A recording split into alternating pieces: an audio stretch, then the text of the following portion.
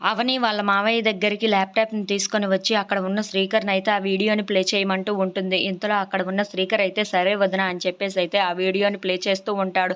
ఇంతలో అక్కడ ఉన్న అవని అయితే అక్కడ పాజ్ చెయ్యి అని చెప్పేసయితే అంటూ ఉంటుంది. ఆ మాటలు వినగానే అక్కడ ఉన్న శ్రీకర్ అయితే అక్కడికి పాజ్ చేస్తూ ఉంటాడు. ఇంతలో అక్కడ ఉన్న అవని అయితే అది చూసారా మావయ్య అక్కడ ఒక పెయింటింగ్ ఉంది. దాని మీద ఆర్ట్ బై వర్మ అని రాసి ఉంది. ఆ వర్మ ఎవరో తెలుసుకుంటే ఆ అమ్మాయిని ఖచ్చితంగా మనం పట్టుకోవచ్చు అని చెప్పేసయితే అంటూ ఉంటుంది. ఆ మాటలు వినగానే అక్కడ ఉన్న వాళ్ళ ఆయన అయితే అవునవని నువ్వు చెప్పింది కరెక్టే. అతను ఎవరో తెలుసుకుంటే ఆ అమ్మాయి కూడా ఎవరో కనిపెట్టేయొచ్చు ఈజీగా అని చెప్పేసి అయితే అంటూ ఉంటాడు.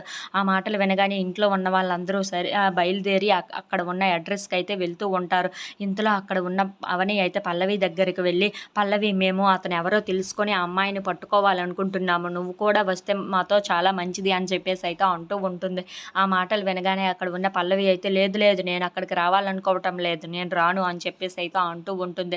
ఆ మాటలు వినగానే అక్కడ ఉన్న కమల అయితే అదేంటి పల్లవి అలా అంటున్నావు? వదిన రమ్మంటుంది కదా! నువ్వు కూడా మాతోని రావాలి. ఖచ్చితంగా నువ్వు మాతో వచ్చి తీరాలి అని చెప్పేసి అయితే అంటూ ఉంటాడు.